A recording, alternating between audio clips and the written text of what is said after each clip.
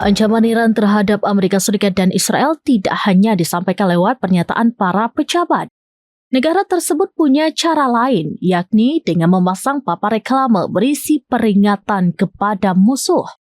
Dalam gambar itu memperlihatkan sebuah papan reklame di pusat kota Teheran pada Kamis 12 Februari 2026. Di dalamnya terdapat gambar peta Israel, tombol rudal, dan senjata-senjata yang dimiliki Iran. Peta itu mencakup target-target vital seperti pangkalan militer di Tel Aviv, bandara, hingga markas intelijen. Pesan pada papan reklame ditulis dalam 3 bahasa, yakni Inggris, Ibrani, dan Persia, yang artinya Anda memulai, kami selesaikan.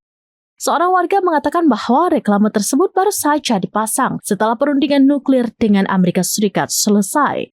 Menurutnya, perang mungkin saja terjadi mengingat hubungan kedua negara yang buruk.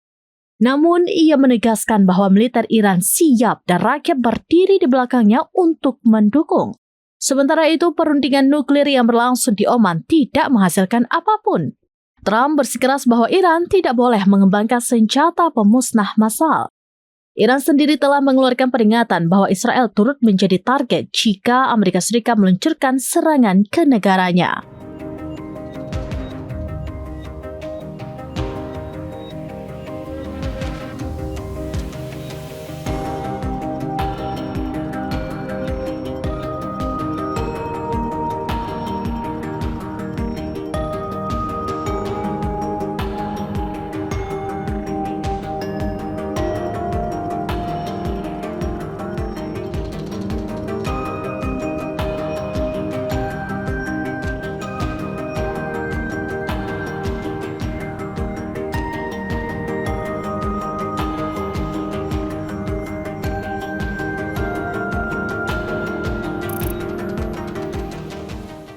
Download Tribun X sekarang, menghadirkan lokal menjadi Indonesia.